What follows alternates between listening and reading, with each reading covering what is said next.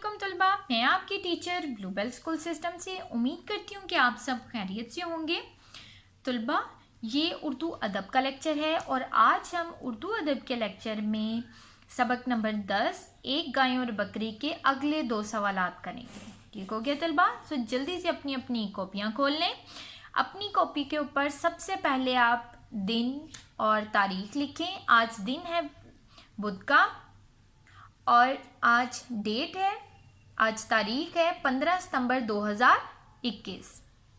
यहाँ आप लिखोगे जमात का काम, फिर उसके बाद आप लिखोगे सबक नंबर है 10 और फिर सबक का नाम इन्वर्टेड कॉमास में सेम ऐसे ही आपने लिखना है, एक गाय और बकरी।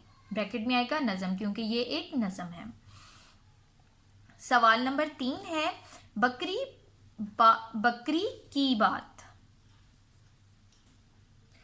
बकरी की बात सुनकर आखिरकार गाय को क्या कहना पड़ा?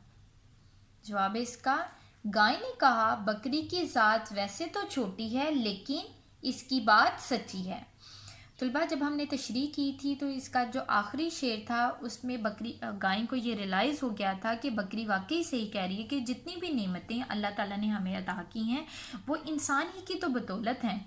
तो ये रियलाइज़ हुआ और उसने फिर गाय ने कहा कि बकरी तो सही कह रही है, इसकी ज़ात तो ये छोटी सी है, गाय के मुकाबले में तो बकरी छोटी होती है, लेकिन उसने जो बात कही है वो वाकई सच है।